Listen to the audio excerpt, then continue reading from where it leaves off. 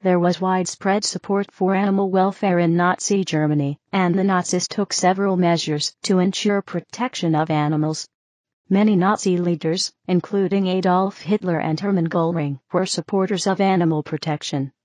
Several Nazis were environmentalists, and species protection and animal welfare were significant issues in the Nazi regime. Heinrich Himmler made an effort to ban the hunting of animals. Göring was a professed animal lover and conservationist. Though from 1934 he was also Reichsjägermeister, Reich chief Huntmaster. The current animal welfare laws in Germany are modified versions of the laws introduced by the Nazis. Measures. At the end of the 19th century, kosher butchering and vivisection were the main concerns regarding animal protection in Germany. These concerns continued among the Nazis. According to Boris Sachs, the Nazis rejected anthropocentric reasons for animal protection. Animals were not to be protected for human interests, but for themselves. In 1927, a Nazi representative to the Reichstag called for actions against cruelty to animals and kosher butchering.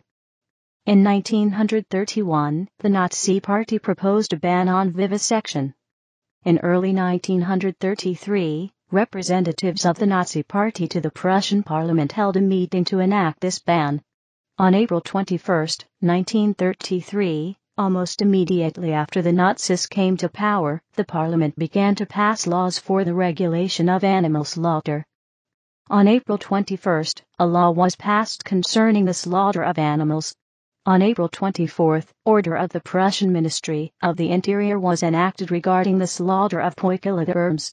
Germany was the first nation to ban vivisection. A law imposing total ban on vivisection was enacted on August 16, 1933, by Hermann Göring as the Prime Minister of Prussia. He announced an end to the unbearable torture and suffering in animal experiments, and said that those who still think they can continue to treat animals as inanimate property will be sent to concentration camps. On August 28, 1933, Göring announced in a radio broadcast, "An absolute and permanent ban on vivisection is not only a necessary law to protect animals and to show sympathy with their pain, but it is also a law for humanity itself. I have therefore announced the immediate prohibition of vivisection, and have made the practice a punishable offense in Prussia. Until such time as punishment is pronounced, the culprit shall be lodged in a concentration camp." Lab animals giving the Nazi salute to Hermann Göring for his order to ban vivisection. Caricature from Gladdery Dutch, a satirical journal, September 1933. Göring prohibited vivisection, and said that those who still think they can continue to treat animals as inanimate property will be sent to concentration camps. Göring also banned commercial animal trapping, imposed severe restrictions on hunting, and regulated the shoeing of horses. He imposed regulations even on the boiling of lobsters and crabs. In one incident, he sent a fisherman to a concentration camp for cutting up a bait frog. In the 24th of November, 1933, Nazi Germany enacted another law called Reichstierschutzgesetz, Reich Animal Protection Act, for protection of animals. This law listed many prohibitions against the use of animals, including their use for filmmaking and other public events causing pain or damage to health, feeding fowls forcefully, and tearing out the thighs of living frogs.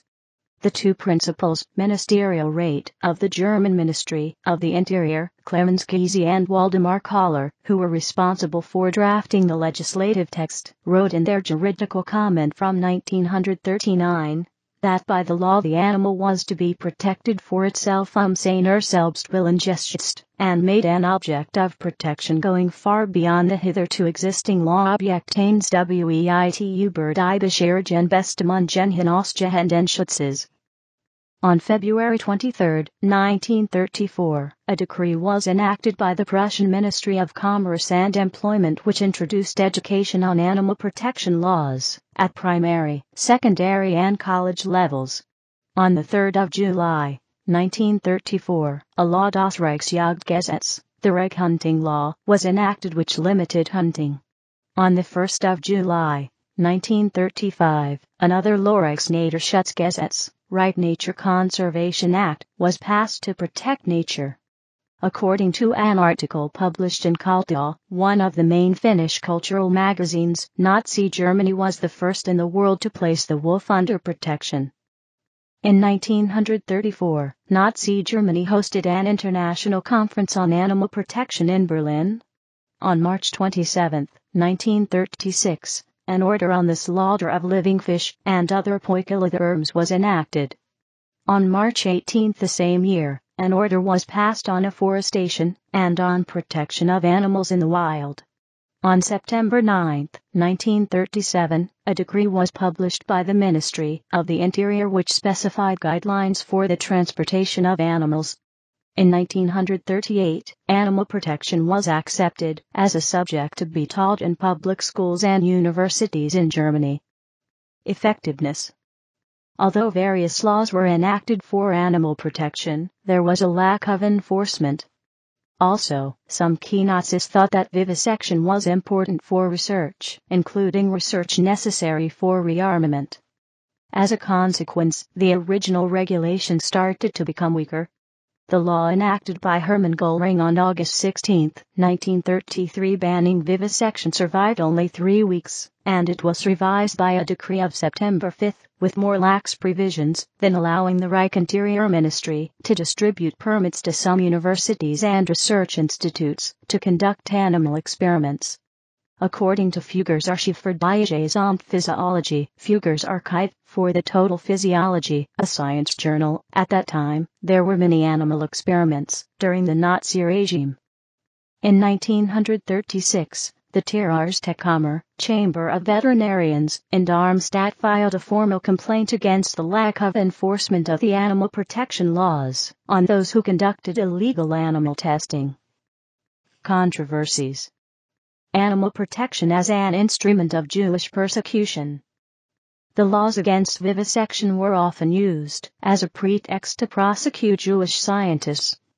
In 1940, a discussion was started within the administration about prohibiting pets in order to conserve foodstuffs for human consumption. But personal interference by Hitler stopped this proposal. Ultimately, a decree was published by the administration against pets, but it referred only to the pets in the possession of non-Aryan citizens. On February 15, 1942, a decree was published prohibiting Jews from keeping pets. Policies regarding non-Nazi activists. Boris Sachs argues in his book Animals in the Third Reich, Pets, Scapegoats, and the Holocaust, that the Nazis manipulated attitudes towards animal protection to conform to their own symbolic system. Presumably, by equating the National Socialist German Workers' Party with nature, the Nazis reduced ethical issues to biological questions. As a result, predatory animals were often honored along with their human counterparts, i.e. leaders and functionaries of the Nazi Party, and opponents were identified as sheep destined to be killed.